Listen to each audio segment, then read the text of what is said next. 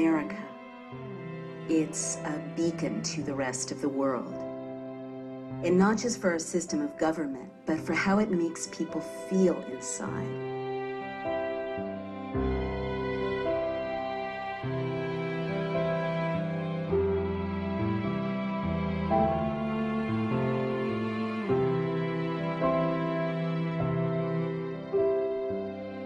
What do you love about America? I just love the country and the people. I love America because I'm free. Tell me what you love about America. Everything. The founders didn't write the Constitution and the Bill of Rights with all this bravado and confidence. They wrote those documents in fear. They had come, or their families had, from places where people they knew were hung for speaking up for their rights. Reading the Constitution, there were moments where I really felt the presence of, the fragility and the beauty that was in that original dream of this country being founded in this way, and that incredible hope that went into those documents, and I almost felt around me the protection that those documents give me and my children, very personally. And then I felt them threatened.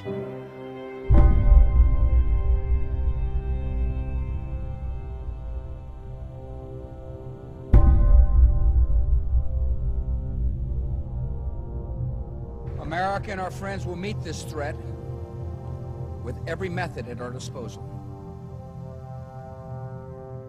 FBI, police, open up! A new report says the president and his advisors are still making anti-terrorism policy on the fly. Police in Washington, D.C. have put in place an army of surveillance cameras. There was a request from the White House as to the possibility of replacing all the United States attorneys. We don't torture people. Let me say that again to you. We don't torture people. Preventing mass terror will be the responsibilities of presidents far into the future.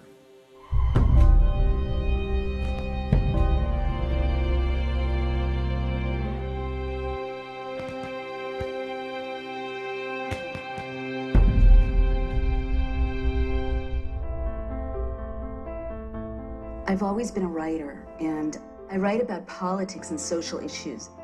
Naomi Wolf is the author of several books, including the 90s feminist classic, The Beauty Myth. What's your name? And I love that I live in a country where I can express my views without fear. But I wrote The End of America because I saw that changing. Best-selling author Naomi Wolf's latest book is called The End of America. My guest is Naomi Wolf. She is an enemy combatant. Comparing George Bush to Hitler is pretty good. It's off the deep end. We're done. That's all we got. Naomi Wolf.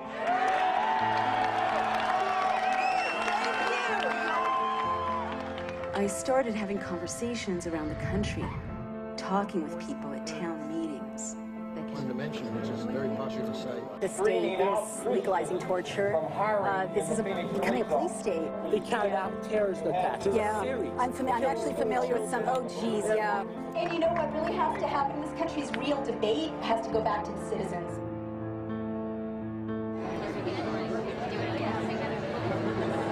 Traveling around America to warn people of this threat, I felt so strongly how each of us has a role to play in standing up for the Constitution. And I was really moved at how people from every walk of life wanted to stand up and fight.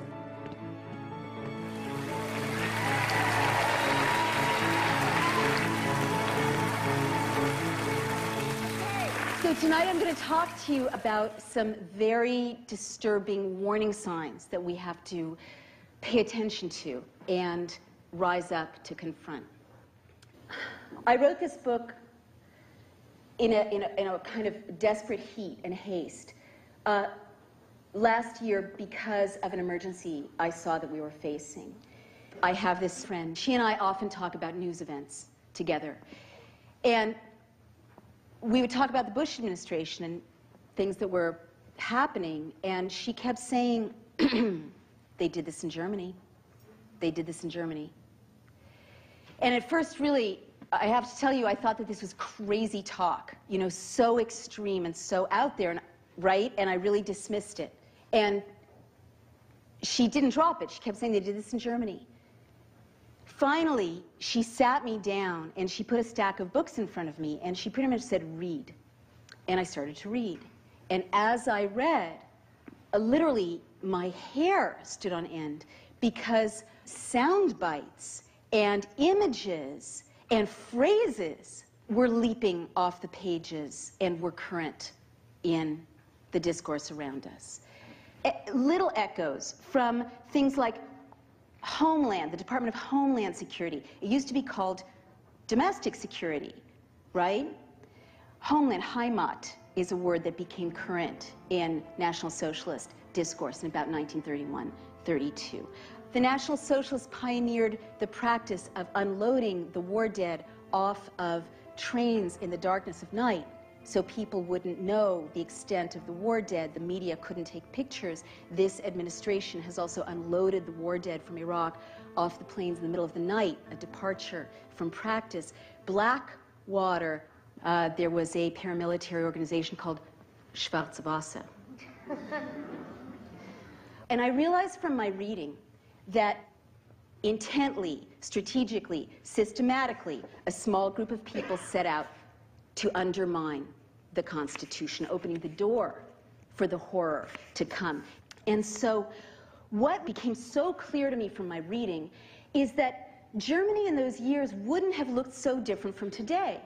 I mean, we, tend to think, oh, Nazi Germany, it's like a Leni Riefenstahl film. But in fact, Germany in 1930, 31, 32 had gay rights organizations and human rights organizations and feminist organizations. It had celebrities. It had all kinds of newspapers, all kinds of debate, all kinds of dissent. It was a modern state. I didn't stop with Germany. I started to read about Stalin's Russia and Mussolini's Italy. East Germany in the 50s. Czechoslovakia in the 60s, Pinochet's coup in Chile in '73, and the Chinese crackdown on the democracy protesters at the end of the 80s. The same things recur again and again and again. Little subversions of people's rights, little constitutional changes. And I saw that the great dictators learned from one another what was essentially a blueprint for closing down an open society. And then it became clear to me that this blueprint is simple. It consists of 10 steps, 10 clear steps. And then what became so chillingly clear to me is that these 10 steps are in place in the United States today. Fear is the most devastating of all the threats we can have in a democracy. The language of fear will cause ordinary, decent people to do things that's not in their character.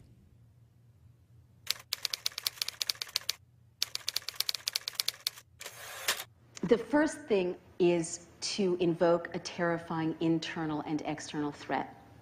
And sometimes it's a real threat. After 9/11, the Bush administration used a terrible crime against our nation to launch what it called a, quote, war on terror, end quote.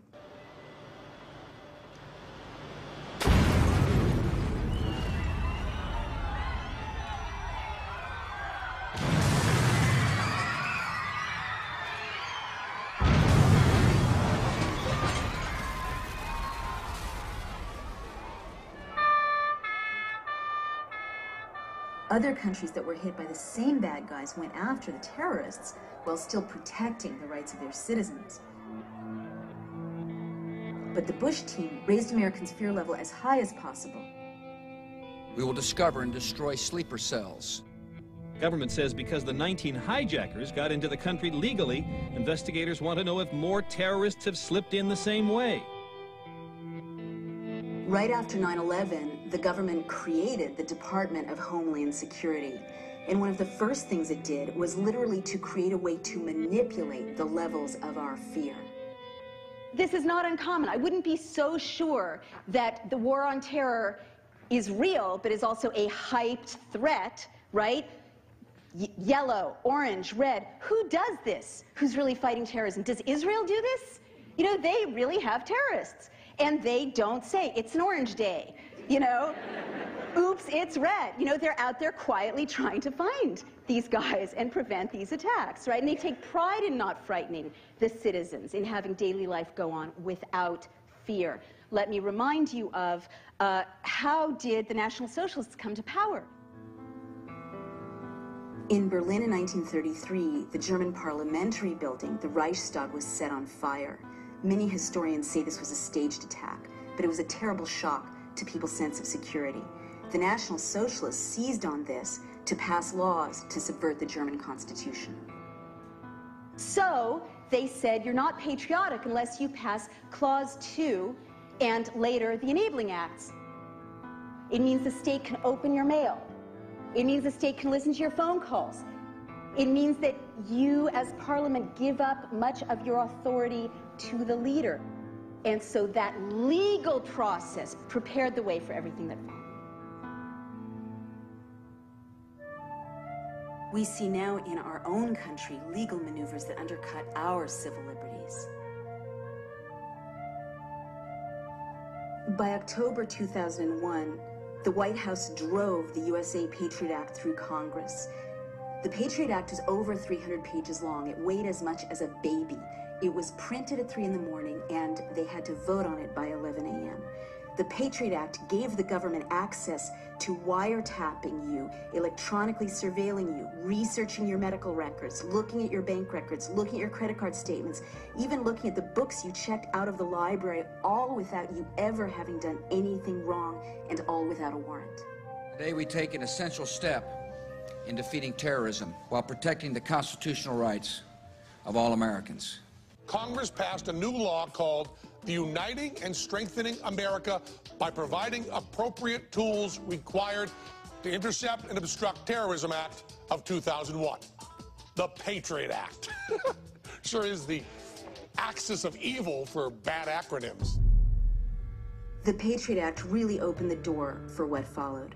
The administration used the cover of fighting terrorism to greatly expand intrusive federal law enforcement powers.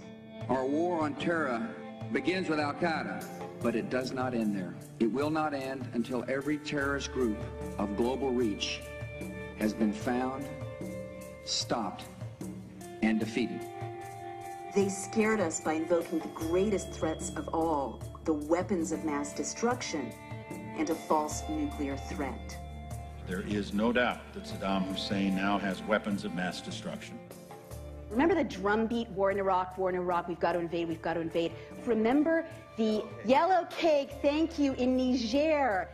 The British government has learned that Saddam Hussein recently sought significant quantities of uranium from Africa.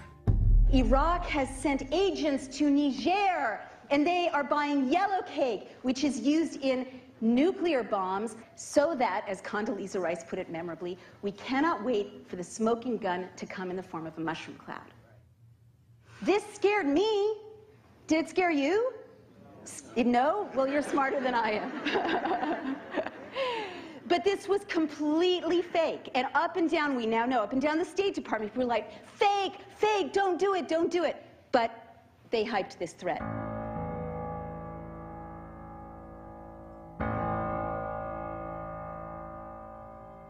This government does not torture people. We don't torture people. Khalid Sheikh Mohammed. We don't torture people. Waterboarding. We do not. I don't talk about techniques, and we don't torture people. Now listen to me.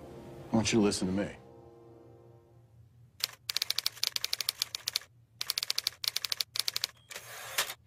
The second thing that always happens in a closing society is to create a secret prison system outside the rule of law where torture takes place.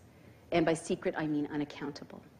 Now, the White House has said for years, America doesn't torture. We know now that America tortures grievously. But now we know categorically that the torture was directed from the top, everything from directives to hang prisoners by their hands from the ceiling, electrodes on genitals, threats against family members, extremes of heat and cold, forced nakedness. These are tactics taken right from the Gulag. And we know there are black sites around the world where people are simply disappeared.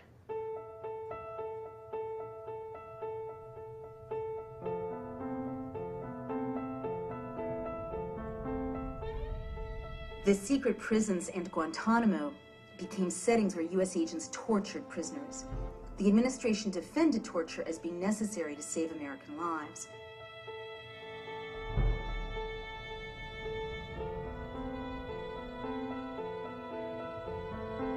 I wake up on November 14th, 2001, and I read in the Times that the president has issued what's called Military Order Number 1.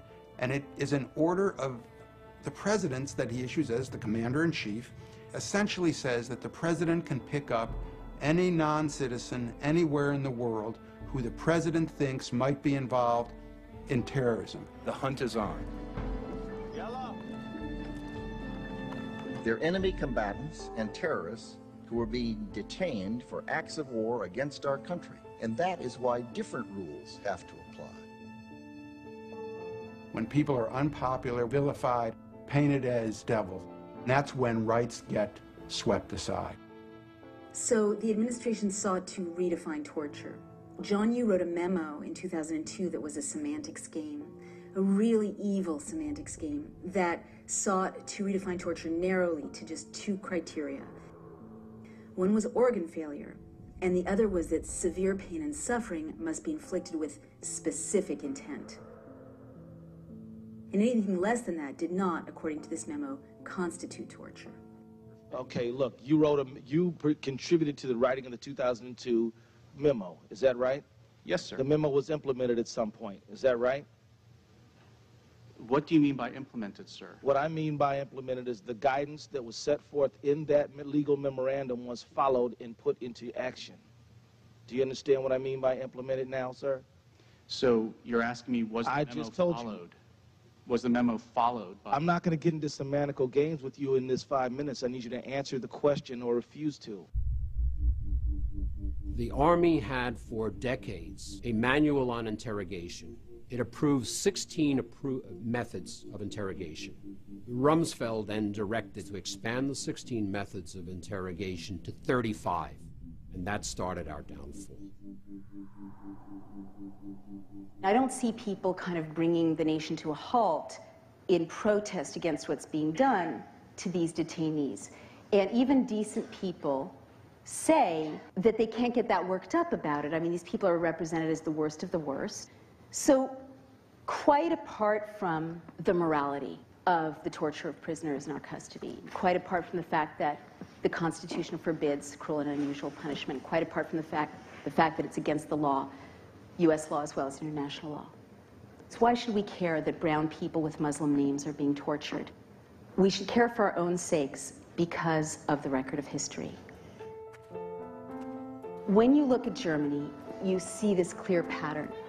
In 1930, 31, 32, torture was still illegal in Germany, but the SA, these informal paramilitary groups, would drag people out of halls like this one if they asked a confrontational question and take them to these makeshift torture cellars. And one of the early parts of the Hitler regime was really to pick up people and put them into essentially concentration camps. And instead of calling that torture, which is what was going on, they called what they did to people enhanced interrogation techniques. That term is precisely the term that the United States government uses about the way it treats people at U.S. detention camps. After the great wars of recent history, America established laws that protected the right of prisoners more and more securely. While Rumsfeld was pushing for these abusive interrogation methods for the military to use, the military felt honor-bound, and they were actually legally bound to obey the Geneva Conventions. And under the Geneva Conventions, torture can be used under absolutely no circumstances whatsoever.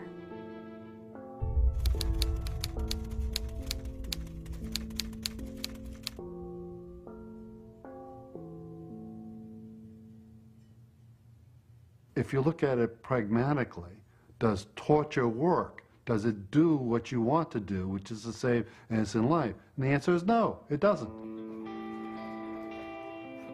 Waterboarding it is the same thing that Saddam Hussein did when he was head of Iraq. It basically didn't work, and it was illegal, and worse, it provided information that was completely wrong. You know, even the justification for invading Iraq,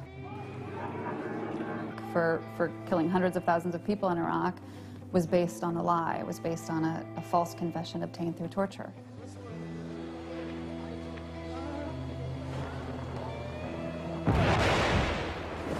We use it as a justification to topple a regime, to invade a country, to kill hundreds of thousands of people. This is not the last war that America is going to fight. What we do today is creating a precedent for how American prisoners of war who are not yet born will be treated in the future. In 2006, Congress passed the appalling Military Commissions Act, which stripped detainees of many rights to a trial and allowed many kinds of brutality. It expands the definition of an enemy combatant and gives the president the power to detain them indefinitely. When Congress passed the Military Commissions Act, it was really a slap in the face of the founders, because they fought for any accused to have the right to a speedy and public trial by an impartial jury. This bill spells out specific, recognizable offenses that would be considered crimes in the handling of detainees. So what the Military Commissions Act does is, in a stroke, it strips the detainees of the right to challenge their own detention and treatment, or even see the evidence against them. If that person is going to be tried, they're not going to be tried in front of a regular court like we're familiar with, but in front of a special court called the Military Commission. They can be done in secrecy, evidence from torture can be used, at a death penalty. Essentially, a person could be tried and executed without anybody in this country knowing about him, and the whole thing could happen in an aircraft carrier. The military tribunals are kangaroo courts, modeled after Stalin's show trials and Hitler's people's courts, where similarly the accused couldn't hear the evidence against them. In an open society, you have due process, right? That means that they have to be able to accuse you of something that you've done. In a closed society, your innocence doesn't protect you. Most chillingly, the Military Commissions Act expanded the definition of enemy combatant to include any innocent U.S. citizen. Right now, the President of the United States, any president to come, can say to any one of us sitting here, anyone out on the street, you're an enemy combatant. And because the President has said so, that makes you one. And they can't torture you yet, but they will make it difficult for you to talk to a lawyer, difficult for you to see your family, and psychiatrists know that prolonged isolation makes mentally healthy people insane. There's a point, and I know it, if I open the New York Times or the Wall Street Journal, and I read that someone I identify with, a journalist, a commentator, has been named an enemy combatant and is in a 10 by 12 foot cell in a Navy brig, it's at that point I'm going to stop talking. That's my limit. Everyone has a limit. So that is why, apart from the ethics, apart from the morality, each of us should be appalled that the state is torturing detainees and prisoners in our names, even as we speak.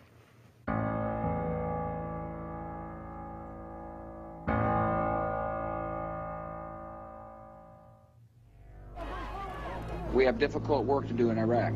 We're doing important work there. We need protection for our diplomats.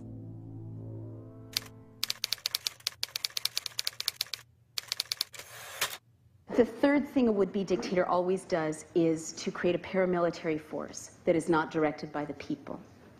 Any suggestions? Blackwater. That's right. I mean, when I lie awake at night, out of all these things, this is the one that scares me most. Hey, all these fuckers right here.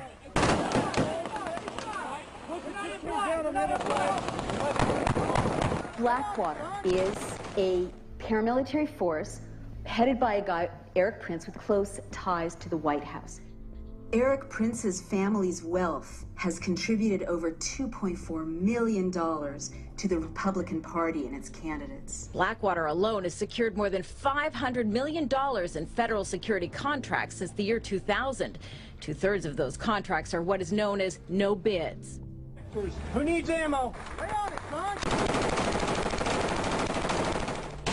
Most Americans don't know that Blackwater contractors are hand-picked torturers and murderers from countries that torture and murder their own civilians. Do you have any qualms about hiring people out of Chile to participate actively in this war? I believe the persons of that country have a free right to contract. Now, most of us know that Blackwater is operating pretty much outside the rule of law by design in Iraq, and we know they murdered 17 civilians in cold blood.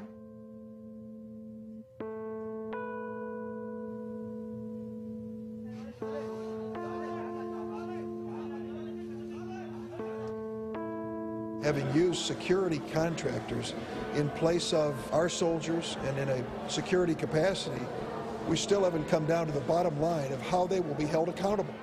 You do admit that Blackwater personnel have shot and killed innocent civilians, don't you? No, sir, I disagree with that. There could be ricochets, there are traffic accidents. Yes, this is war.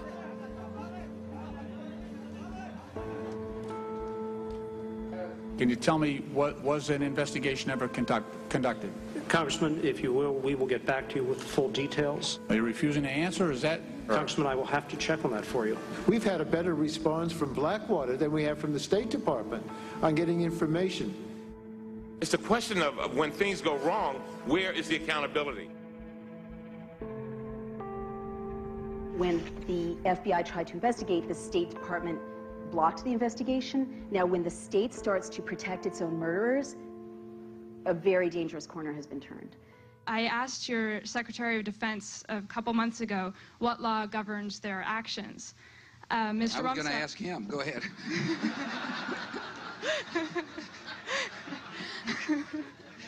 Help. Well, I was hoping. Blackwater is this horrific stealth threat to me because I have read history and I know what you can do even in a functioning democracy with a handful of paramilitary terrorizing people. For example, Mussolini, always the great innovator, started to bring Italy to its knees by using black shirts. He called them arditi.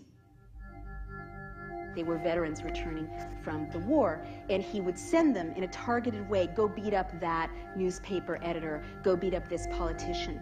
And it's intimidating. Finally, there were scenes of when actual parliamentarians were getting threatened by these black shirts, they started to cave.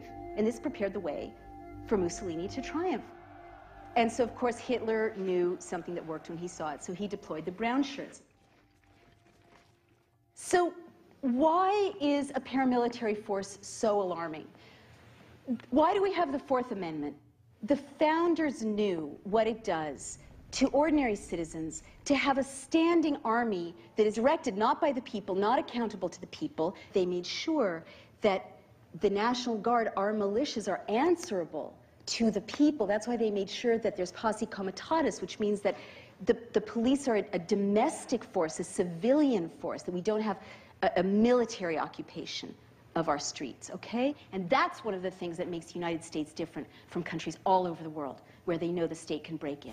Blackwater Worldwide's high-risk warrant hostage rescue course is designed to teach proven tactics on the most common situations. Many of us don't know that Blackwater is already operating in the United States. In New Orleans, in the wake of Hurricane Katrina, Jeremy Scahill reports that there were contractors shooting at civilians in Katrina.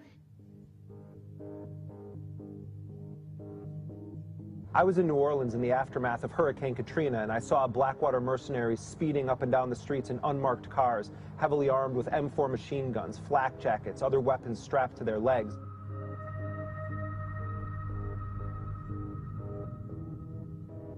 The nation's largest private security company may build a world-class training facility in Kootenai County. The Idaho Post Academy has signed a letter of intent to work with Blackwater if the company decides to build in the region. We feel Blackwater's reputation will hurt Idaho's reputation. This is the thing that keeps me awake nights. Out of all these steps, when I travel, I'm in Chicago, people say, oh yeah, Blackwater just established a beachhead in Illinois at the mouth of the Mississippi River. I'm in Southern California, people in San Diego are like, yeah, we're just fighting this really hard fight because Blackwater wants to establish a presence along the border, getting into border control. And their business plan calls for them to be increasingly active, monitoring protests. Their website has a focus on Midtown Manhattan. A paramilitary force. You can't close down an open society without one.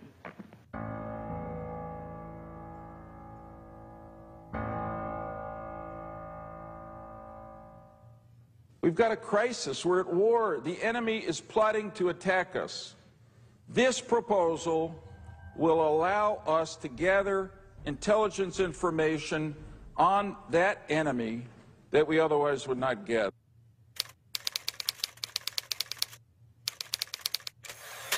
Another sign of a closing society is when government starts to surveil ordinary citizens.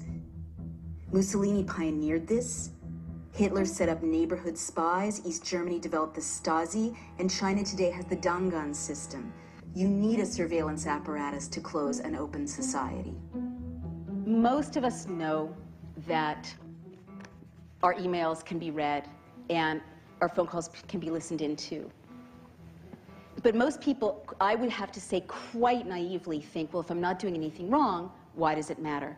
All you have to do is read history to know that in a closing society, you don't have to have done anything wrong. If there's a surveillance apparatus, they can listen in, and they, as other institutions erode, they can simply say you've done something wrong, or use leverage through the surveillance to intimidate you. The Stasi, the secret police of East Germany, kept everyone in a state of fear and silence. For years, everyone thought they had a Stasi file on them. After the wall came down, it turned out that only 10% of people actually had a file on them. But all it takes is to know you're under surveillance to keep you scared and frightened. So this is one of the steps that I have a very personal relationship to, and I have a lot of feelings about it, for the following reason. For a year and a half, every time I would try to take a plane, I would get my boarding pass, and it would have a quadruple S high security threat mark on it. And they would take me out of the line and do that whole extra security check thing. And I kept asking, what's up with this? Why are you doing this? Why are you doing this? And finally, this nice young TSA agent said, oh, you're on the list.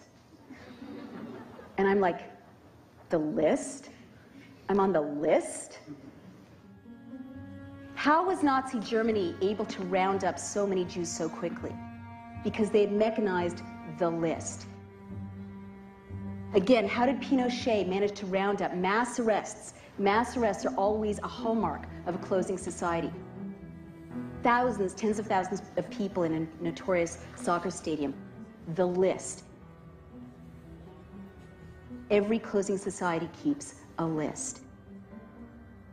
So I researched it, and it turns out that I was in very good company. As of July of 2008, there are over 1 million Americans on the watch list. 20,000 names get added each month. 1 million entries. Now, there can't possibly be 1 million terrorists in the United States. We know, for example, there are lots of famous people on that list, don't belong in there. Senator Edward Kennedy, Nelson Mandela, peace activists, nuns, lots of people on the list. After doing some research, I discovered that I was in very good company. Many innocent, outspoken U.S. citizens are on the watch list. We understand that a new member is on the watch list, Drew Griffin of CNN. How did I get on this list? Well, the TSA is adamant it's not even me, even though it is me getting stopped at the airports. And my question is, why would Drew Griffin's name come on the watch list post his investigation of TSA. What is the basis of this sudden recognition that Drew Griffin is a terrorist? What a curious and interesting and troubling phenomenon. David Antoon, highly decorated Vietnam War veteran, served his country bravely, criticized the Iraq War. I mean, you can take WMDs and the Gulf of Tonkin, and you could see the manipulation of information to bring the American public into accepting and approving of a war that really had no basis. So I started writing about that. It wasn't long thereafter I noticed that every time I would purchase a ticket and board a flight, I would receive boarding passes with 4 S's on them. Every time I travel, every time my children travel, every time my wife travels.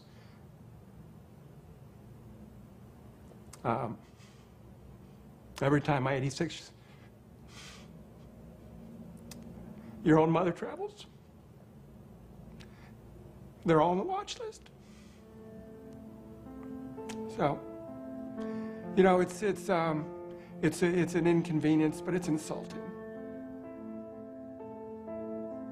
And so when you want to close down an open society, you keep everyone under surveillance so that people increasingly become too frightened to stand up and speak.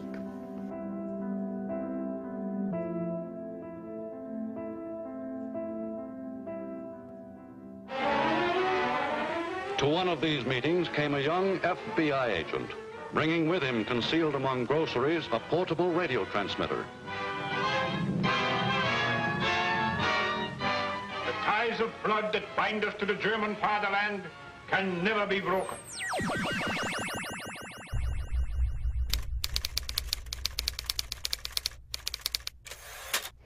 The fifth thing that always happens in a closing society is that there's increased infiltration of citizens groups, and this is against the law. The ACLU has many documented cases of illegal infiltration of groups just like this, and in fact there's probably someone here today. Hello!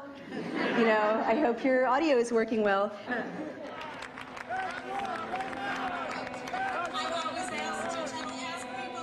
In 2004, at the Republican National Convention, the New York police spied illegally on anti-war protesters. There were also reports that the FBI was illegally spying on other nonviolent groups of Americans, meeting in churches and in Quaker houses of worship.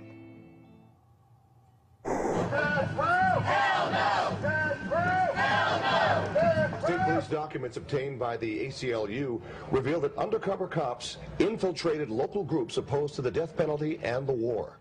The internal documents show that nearly 36 times, undercover state police officers covertly took part in protests, like this one in November of 2005. Sports writer David Zirin was part of a group that successfully pushed for a moratorium on the death penalty in the state of Maryland. What he didn't know was that the state police had sent undercover agents to monitor this group of American citizens' legal activities. In the meetings was somebody who was known to us as Lucy.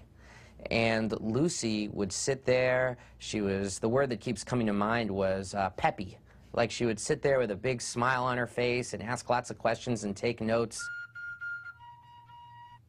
It was always the most basic questions like, wow, why are we doing this? Why about, like the kind of questions that you're happy that somebody who's new to a group asks. And he found out later that it was Lucy who was the spy. It's obvious that they made the conclusion that nothing illegal was going on here, and yet they continued to monitor our email list. They continued to come to our meetings. That's the thing that's so upsetting about this, is that this idea that some people deserve to be watched and some people don't. People should ask that question about, well, where is my Homeland Security money going? Is it actually being used to keep us safer, or is it being used to stifle dissent? We know that when you go to your anti-war group or your environmental group, there may well be someone there, and this is right out of COINTELPRO. We did this in the 60s and 70s until there were laws against it. Congress took action. Those have been undone. But in your local group, there's going to be some really, think about that really troublesome person who's always trying to start a fight. You know, this is a tactic to send agents in who look and dress like ordinary citizens, activists, but who are there to cause trouble, to make it difficult to move forward, to break up the group, to smear people. Surveillance and infiltration, it's the way the state messes with people's minds to make them psychologically unwilling to stand up for themselves or even trust their own reality. It's a psychological pressure point and not just a tactical one.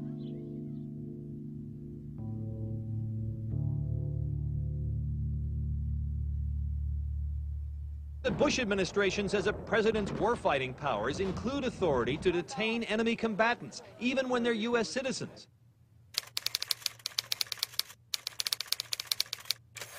The next thing is to arbitrarily detain and release citizens. And again, this is an intimidation tactic. Pinochet did it. The National Socialists did it. Do you guys remember James Yee? Chaplain James Yee, a U.S. citizen, was assigned to Guantanamo Bay. He dared to speak up against the mistreatment he saw there of the prisoners. I raised concerns about the abuses that were occurring, how specifically religion was being used as a weapon to try and break these individuals. And then a troubling incident occurred. Captain James Yee was arrested after he was caught with classified documents and diagrams. Chaplain James Yee was returning from service in Guantanamo. As he got off the plane in Florida, he was detained. Much of what they were looking at were articles that I had printed off the internet. I had been enrolled in a master's degree program, and I was doing a research paper on the Syrian president. Most immediately thereafter, I was then accused of being a terrorist spy and thrown in prison. I was locked away in a single solitary cell in Charleston, South Carolina, the very same facility where the U.S. government holds what they term U.S. citizen enemy combatants. I was worried that I was going to be falsely convicted of these heinous crimes and then wrongfully put to death, whether by the electric chair or some other means. James Yee was held in solitary confinement for 76 days. But now this guy is out of prison, and every time he crosses a border, they take him and hold him and release him.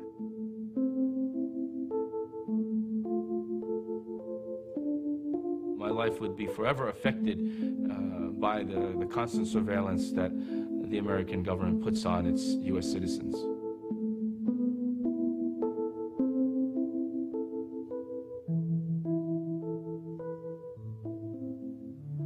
Maher Arar, software engineer. Maher Arar, a Canadian citizen, had been vacationing with his family in Tunisia. As they were flying home, he was taken at the airport and separated from them. I was pulled aside by immigration officials. They took my fingerprints, my photos. All of a sudden, FBI officials came and started interrogating me. He was stopped at JFK, pulled out of line, interrogated all day, and then taken to the Metropolitan Detention Center in New York. This father of two was held in solitary confinement for 2 weeks. He repeatedly asks for his attorney. He tells them he'll be tortured in Syria. He tells them he doesn't want to go to Syria. He was then taken via Jordan to Syria, where he is detained for a year. There was no light in there.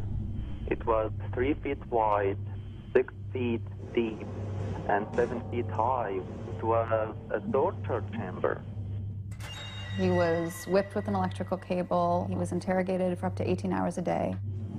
First time they beat me, I was in the chair. He showed me the cable, and he started beating me all over my body. No one knew for the first 2 weeks in Syria where he had been removed because the U.S. government wouldn't tell people. Maher Arar was kept in a grave-like cell and tortured for over 10 months. He was then released, and no charges were ever filed against him. I still have fears. I don't take the plane anymore. I don't fly. I have not been able to find a job. They ruined my life. They ruined my life. The idea that the president could simply pick up any person in the world and hold them in an offshore prison, hold them forever, is really a shock. And that goes against everything that a legal system or that a democracy or that a republic ever stood for.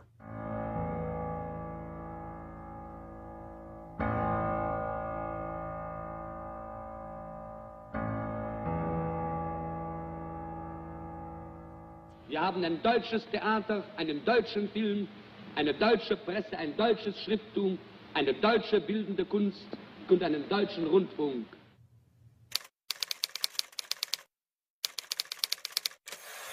The next thing that always happens, the seventh step, is the targeting of key individuals. Goebbels was so good at this. He systematically targeted people who were not in alignment with the regime. So you start to see key individuals, visible individuals, kind of singled out to be punished or have repercussions, career repercussions. You saw people like the Dixie Chicks. President of the United States. The Chicks hit Travel and Soldier went from #1 to oblivion in 2 weeks. Replacing it, Daryl Worley's Have You Forgotten, a pro-war song. It wasn't a local type of thing where people, and there wasn't an aspect of that, but for the most part it was coming down from the top. You are not allowed to play the Dixie Chicks.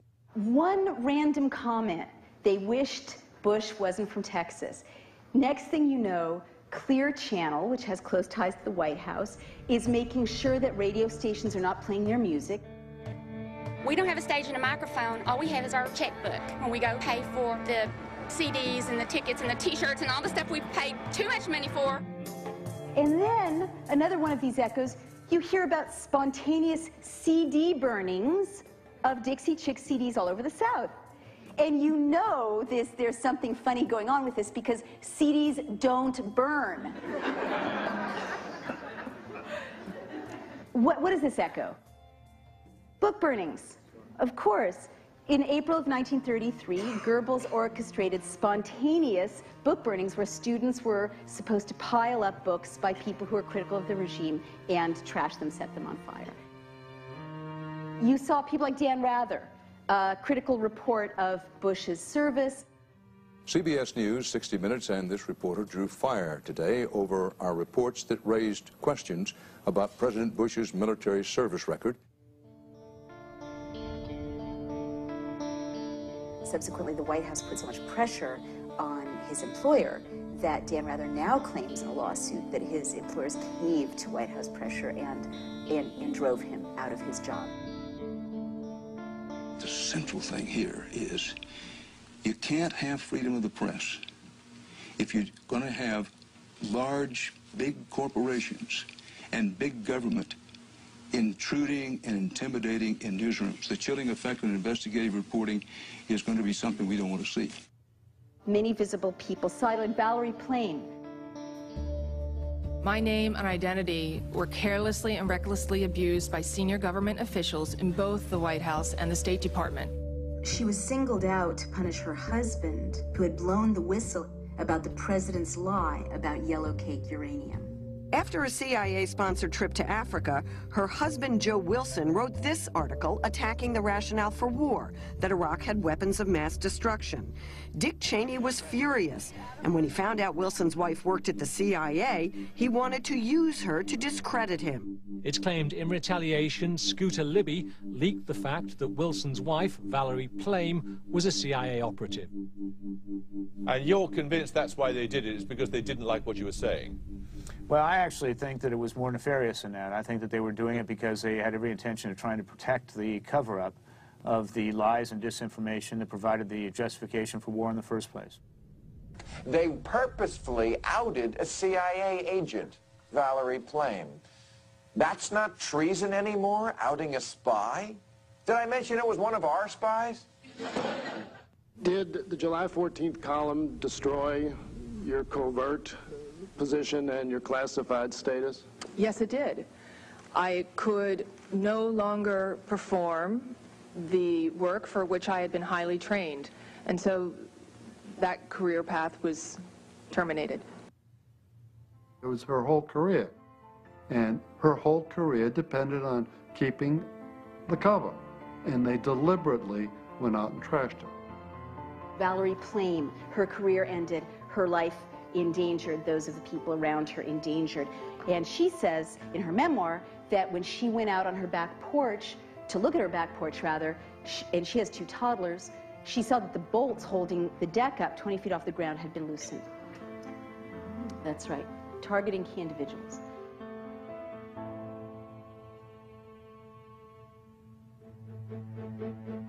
Prosecute the Times!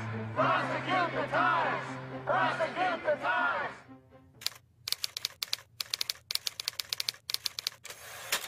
The next step a would-be dictator always takes is to restrict the press. Of course, this is really scary, you know, to me, but it should scare all of us. There can be no excuse for anyone entrusted with vital intelligence to leak it, and no excuse for any newspaper to print it.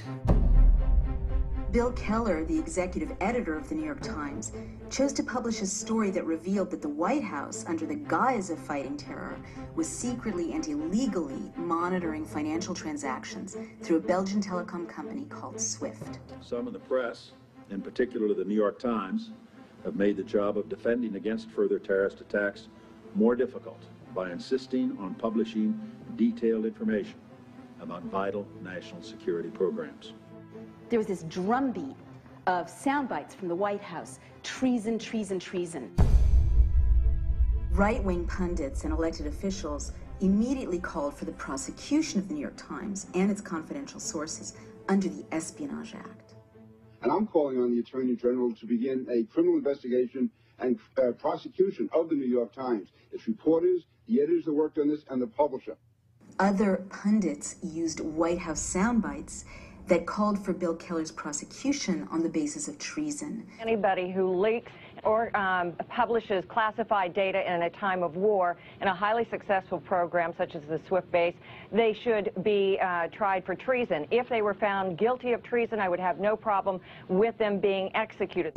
There was this soundbite: prosecute such reporters under the Espionage Act. Prosecute reporters who release classified information under the Espionage Act. Well, anyone who works in journalism knows that up and down New York and Washington, good reporters are transmitting classified information all the time, because that's how they do their jobs. This is really scary when you've read the history of closing societies, because what immediately comes to mind is that in 1936 and 37, Nikolai Bukharin, the editor of Izvestia, the equivalent of the New York Times in Russia, was charged with treason by Stalin. He was tried in a kangaroo court in the Third Moscow Show trial and was in fact executed.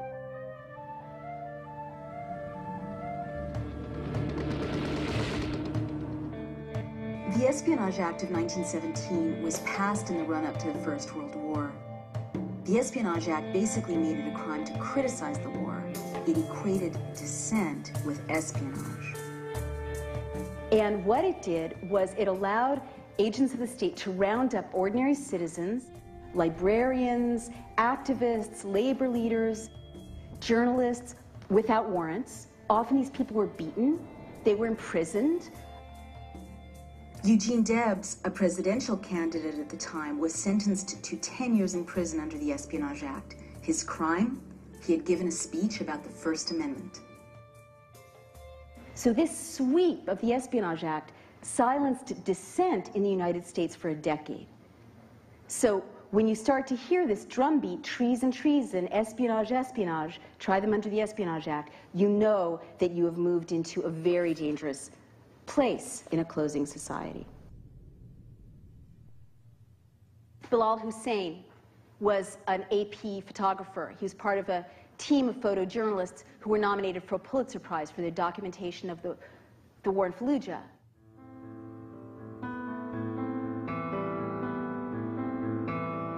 The seized by the U.S. military and held for over a year. The AP couldn't find out where he was, what happened to him, what the charges were against him. The charge was that he hung around insurgents. Let me tell you, as a journalist, you don't get the story without hanging around your subjects, right? That was a crime. He was practicing journalism. But in that time, if you're the head of the Associated Press and your guy's in custody, God knows what's happening to him, how tough are you going to be on the White House, right? You think it doesn't send a chill? Hussein has maintained his innocence, insisting he was only doing the work of a news photographer in a war zone. You could say, well, that's Iraq. But what if reporters here in the United States get threatened with jail for the crime of practicing journalism?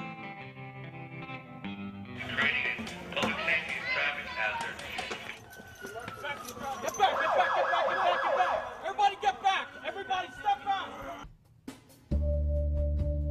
Another really scary example for those of us who are journalists here at home is Josh Wolf, no relation. He's an American freelance journalist who was jailed by a federal district court for refusing to turn over a collection of videotapes he had made during a political protest.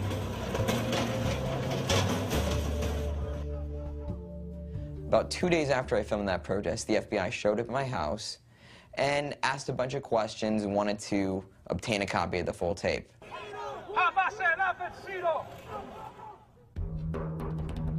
Even after the FBI's subpoenas, Josh Wolf acted like a journalist and refused to turn over his sources. For this, he was sentenced to prison. I figured it would be the journalist spent the night in jail and they decided to drop the subpoena afterwards. This wasn't the case. You're taken by U.S. Marshals from a courtroom, forced to strip down to absolutely nothing, handcuffs in the front, a chain around my waist tied to my feet. I remember seeing this very large guy, giant guy, shaved head, tattoos, looked completely scary as all can be. He's like, "So what are you in here for?" And I'm like, "Oh, I'm a journalist that refused to provide tape and testify before a grand jury about protesters." And he's like, "So you're here for not snitching? That's amazingly cool, man." He's like, "Be sure to tell people about that. You'll get respect. You won't have anything to worry about." I'm like, all right, note to self, I'm here for not snitching. Josh served 226 days in an 8 by 10 foot cell. His sentence was longer than that for any journalist in U.S. history. The real risk, the real frightening fact was that the federal government was trying to obtain the identities of people who don't support what this government is doing, and using a journalist as an agent, a de facto agent, to do it. When I was speaking to intelligence officials about WMD in Iraq, they were willing to speak precisely because they knew that I would protect that confidentiality. And when you lose that ability to guarantee somebody's, to protect your sources, then you lose that information. Ultimately, it's the public as a whole that loses.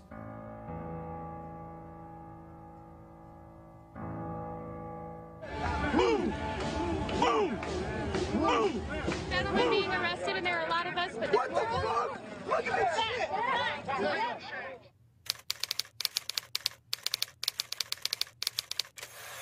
The ninth step is to recast criticism as espionage and dissent as treason, and you see this more and more. Remember, Senator Clinton criticized the Iraq War, and there was this drumbeat, treason, treason, treason. But you start to see in a closing society more and more laws criminalizing speech. Leave the Bill of Rights alone. Thank you.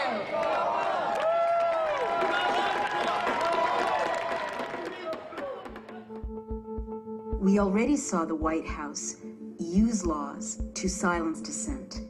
If you're charged with the Espionage Act, you can be sent to prison for 10 years. If you're charged with treason, you can be executed. But even scarier are new laws.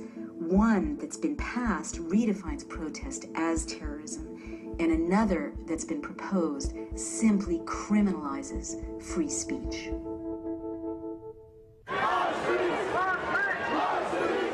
At the Republican National Convention in St. Paul in 2008, 400 American citizens were arrested for protesting.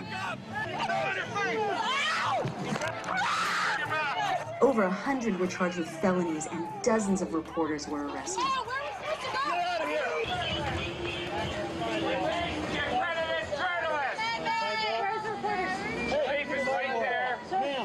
Release the accredited journalist now! From the convention you are violating floor. my constitutional right. You are violating my Sir, I want to talk to you. Do not arrest me. Right, sir. Do not arrest me.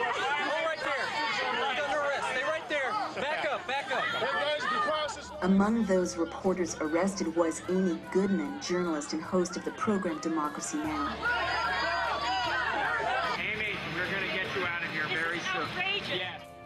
In a nearby park, there was a mass arrest of more than 200 people who weren't even part of the convention protests. You know, we knew that we hadn't done anything wrong. No one was really even holding signs. No one was really even demonstrating. We were all just hanging out.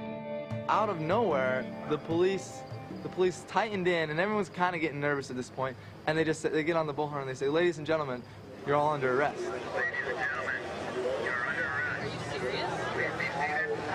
I'm seeing families and you know, kids with University of Minnesota shirts and and at that point, no one really believed it. But then as they started slowly moving in, it became real clear that this was a mass arrest and that they were going to arrest people without any probable cause, without witnessing any sort of crime other than hanging out in a park.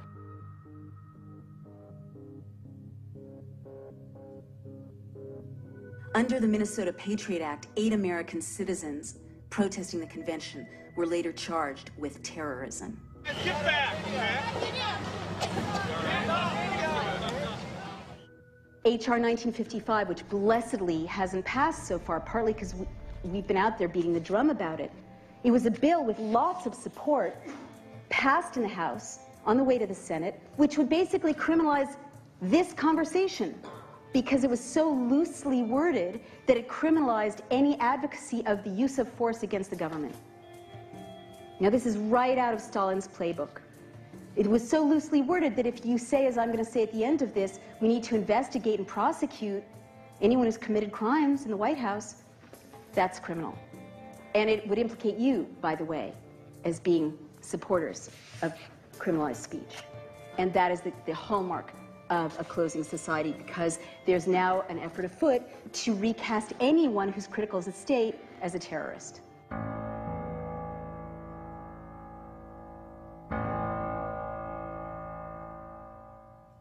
Some members of Congress want to know why President Bush claims he can sometimes just ignore the law if he feels like it. This president's theory of his power is now, I think, so extreme that it's unprecedented. He believes that he has the inherent authority to violate federal law.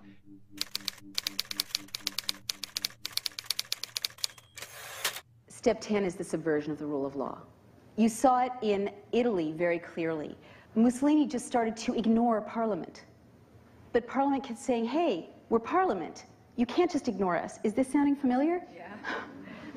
So at this stage, you start to see what we're seeing now, which is Congress subpoenas Harriet Miers and Josh Bolton, and the White House says, sorry, too bad.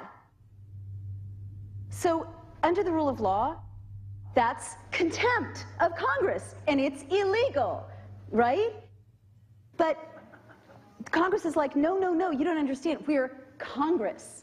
And the White House is whatever. The Attorney General scandal, the U.S. Attorney scandal. Remember that?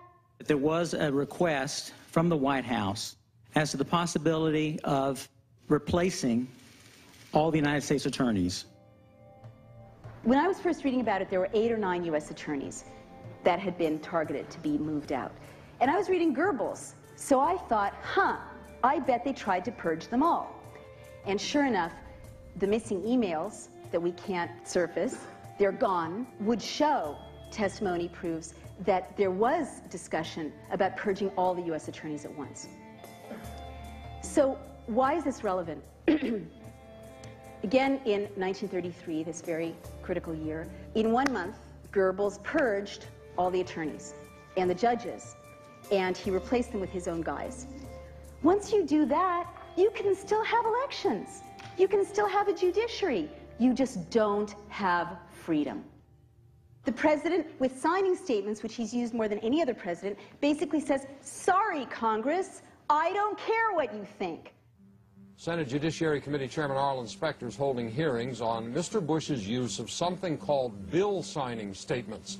The president reserves the right to revise, interpret, or disregard a measure on national security or constitutional grounds. President Bush has done this 110 times to challenge 750 separate laws passed by the Congress. The signing statements represent a fundamental failure of the Congress to utilize its constitutional authority, and the widespread practice has now come into play where the president signs and issues a signing statement undercutting key provisions of the legislation. We're really at a point where the president is arguing about his own presidential power in ways that are the antithesis of that Constitution and the values that it contains. So at the last stage, you start to see this just flat-out subversion of the rule of law, or making it easier to declare martial law.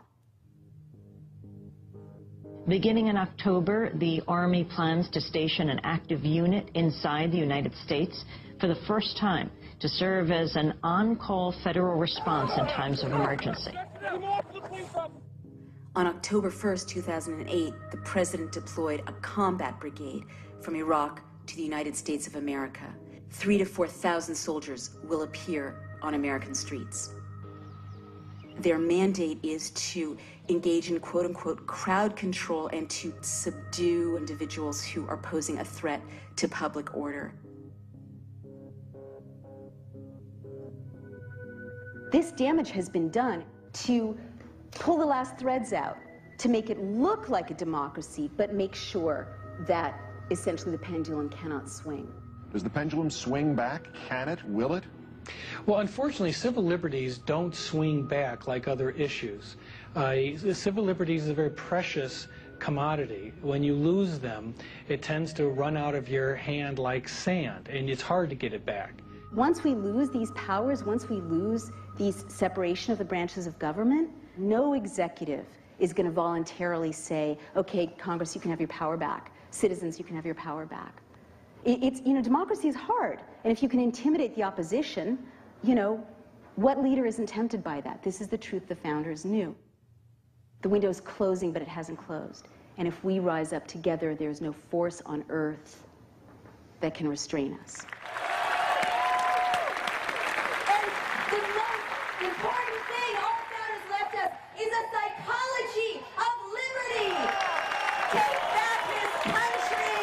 I honor you.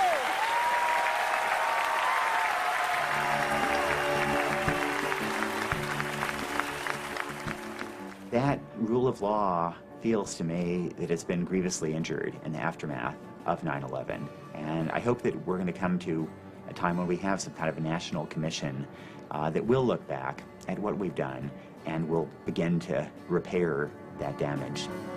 We as American citizens really should demand accountability. We should. We need to get the American people involved and educated and to have some knowledge as to how to vote and on what basis decisions are made. Maybe, yes, there are laws that need to be rescinded, but I really think it's more a matter of standing up and saying, this is not who we are, and we're going to hold accountable, those who did these things. If there's a movement around people who are infiltrated that says we will not accept this, then I think the doors will remain open because it will be seen as a political act that's part of a larger series of small resistances. Ultimately, I trust in the essential fairness of the average American to recognize that some bad things have been done and to recognize that we need to change what has been done in the last few years. We lost our way. We just need to find our way back to the path that served us well for so long and served our forefathers so well. Jefferson and Franklin categorically believed that It wasn't just Americans' right to criticize the government, it was Americans' duty. The Declaration of Independence actually says you have a duty to rise up and overthrow tyranny and injustice. That is your responsibility as an American. And Benjamin Franklin, knew it was up to us. I mean, there's this great story that he was coming out of the Constitutional Convention, and a woman asked him, so, what is it? Is it a republic or is it not a republic? And he said, a republic, ma'am, if you can keep it.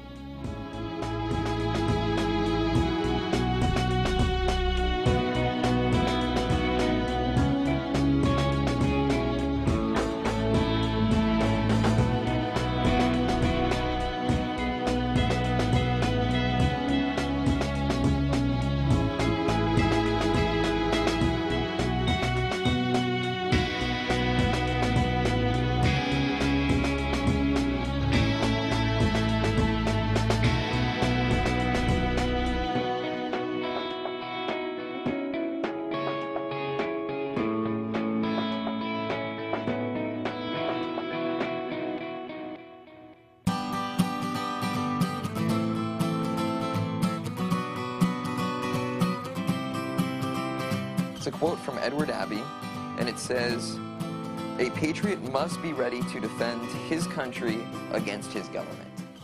And I honestly feel that in many ways that's what I did. Amendment 25, Section 1. In case of the removal of the President from office or of his death or resignation,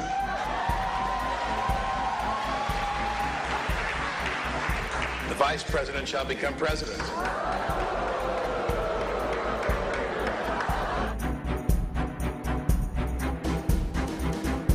My name is Robert C. Byrd.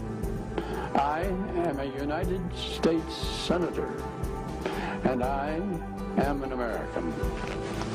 This is my Constitution. This is our Constitution. And this is how it begins.